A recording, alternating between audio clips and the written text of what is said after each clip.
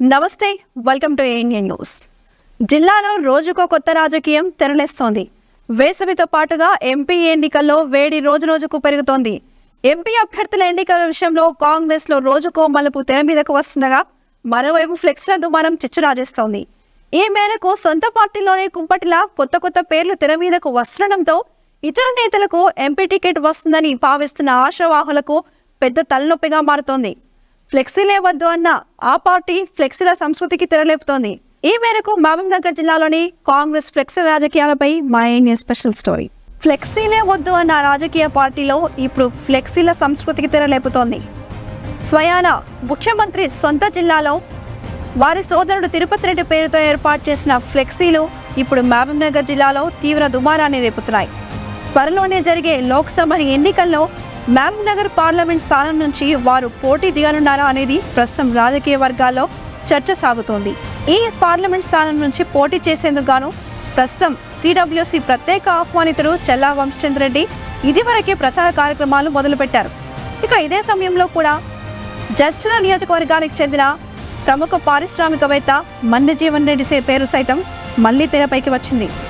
ఈ క్రమంలోనే ప్రస్తుతం కొడంగల్ నియోజకవర్గంలో ముఖ్యమంత్రి రేవంత్ రెడ్డి వ్యవహారాలను పర్యవేక్షించే వారి సోదరుడైన తిరుపతి రెడ్డి మిత్రమండలి పేరిట మహబూబ్నగర్, నారాయణపేట, కొడంగల్ అసెంబ్లీ నియోజకవర్గాల్లో రాత్రికి రాత్రే తెల్లారేసరికి భారీ స్థాయిలో బ్యానర్లు ఏర్పాటు చేయడంపై ఇక జోరుగా చర్చ కొనసాగింది. ఈ బ్యానర్లను సాయంత్రానికి తొలగించడం కూడా వివాదాస్పదంగా మారింది.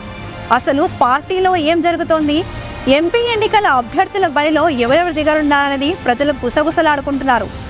వంశచంద్ర రెడ్డి ఇప్పటికే పలు అసెంబ్లీ నియోజకవర్గాల వారీగా కార్యకర్తలు, ముఖ్య నాయకులు, ఎమ్మెల్యేలతో సమావేశాలు నిర్వహించారు. ఇక పాలమూరు న్యాయయాత్ర పేరుతో ప్రజల్లో మమేకమయ్యేందుకు పార్లమెంట్ పరిధిలోని అసెంబ్లీ నియోజకవర్గాలను సైతం సుడిగాలిలా చుట్టేస్తున్నారు. ఈ క్రమంలోనే ఇప్పుడు తిరుపతి రెడ్డి ఫ్లెక్సీలు వెళ్లడాన్ని బట్టి తాను సైతం కూడా ఎంపీ బరిలో ఉన్నానని చెప్పకనే చెప్పినట్లు పార్టీలో సైతం అక్కడక్కడ గుసగుసలు వినిపిస్తున్నాయి. అందుకే మిత్రమండలి పేరిట ఫ్లెక్సీలు కూడా ఏర్పాటు చేశారని ప్రజలు మాట్లాడుకుంటున్నారు. అయితే సీఎం రేవంత్ రెడ్డి ఫోటో లేకుండానే ఫ్లెక్సీలు ఏర్పాటు చేయడం, సాయంత్రం తర్వాత ఈ ఫ్లెక్సీలు సైతం తొలగించడంతో కాంగ్రెస్ లో లోపల గుట్టు ఏంటనేది హాట్ టాపిక్ గా మారింది. రేవంత్ రెడ్డి ఆదేశాల మేరకే ఫ్లెక్సీలను తొలగించాలనేది కూడా ప్రచారం జరుగుతుండగా ఓవైపు ఈ పరిణామాలు అధిష్టానాన్ని కలవరపెడుతున్నట్టుగా కూడా తెలుస్తోంది. లోక్సభ పరిధిలో గల జడ్చర్ల, మహబూబ్ నగర్, షాద్ నగర్, నారాయణపేట, దేవరకద్ర, మక్తల్, కొడంగల్ నియోజకవర్గాల్లో సైతం రేవంత్ రెడ్డి సోదరుడు తిరుపతి రెడ్డికి మంచి పట్టు ఉందని, పోటీ పడ్డంలో ఇందులో తప్పేముందంటూ వారి అనుచరులు కూడా చెబుతున్నారు. కాగా ఓ సమావేశంలో ఈ విషయంపై వంశచంద్ర రెడ్డి కూడా మాట్లాడారు. పోటీలో ఎవరైనా ఉండవచ్చని, మహబూబ్ నగర్ లోక్సభ స్థానానికి కాంగ్రెస్ తరఫున తనతో పాటుగా ఎన్పీ వెంకటేష్, సంజయ్ ముదిరాజ్, సీతానాయకరెడ్డి దరఖాస్తు చేస్తున్నారని తెలిపారు. ఇక తిరుపతి రెడ్డి అయినా ఇంకెవరికి కూడా అధిష్టానం టికెట్ ఇస్తే వారి గెలుపు కోసం తాము కృషి చేస్తామని, తమకు చేతి గుర్తే ముఖ్యమని అక్కడి వ్యక్తులు కాదని వ్యాఖ్యానించడం ఒక చర్చనీయాంశంగా మారింది. దీంతో చల్లా వంశచంద్ర రెడ్డి కూడా తమ పార్టీ టికెట్ను త్యజిస్తారనేది కూడా ఒక హాట్ టాపిక్ గా మారింది. తిరుపతి రెడ్డి గారు కేవలం ముఖ్యమంత్రి గారి సోదరుడే కాదు, మీరు వారిని ముఖ్యమంత్రి సోదరు గారినే చూడకూడదు. అది మనం చూసే యొక్క పర్స్పెక్టివ్ బట్టి ఉంటుంది. తిరుపతి రెడ్డి గారు గత కొన్ని సంవత్సరాలుగా కొడంగల్ నియోజకవర్గంలో కాంగ్రెస్ పార్టీ బలోపేతం కోసం కృషి చేస్తున్నారు. అక్కడ కొడంగల్లో కాంగ్రెస్ పార్టీ ప్రతి ఒక్క కార్యకర్తకు అండగా ఉంటూ కాంగ్రెస్ పార్టీ బలోపేతం కోసం కొడంగలే కాదు, పక్కనున్నటువంటి నారాయణపేట, అటు పక్కనున్నటువంటి తాండూరు, ఆ మాటకు వస్తే వారి సొంత నియోజకవర్గమైనటువంటి అచ్చంపేట కానీ, నా సొంత నియోజకవర్గమైనటువంటి కల్వకుర్తిలో కూడా తిరుపతి రెడ్డి గారు కీలక పాత్ర పోషిస్తుంటారు కాంగ్రెస్ పార్టీ నాయకునిగా.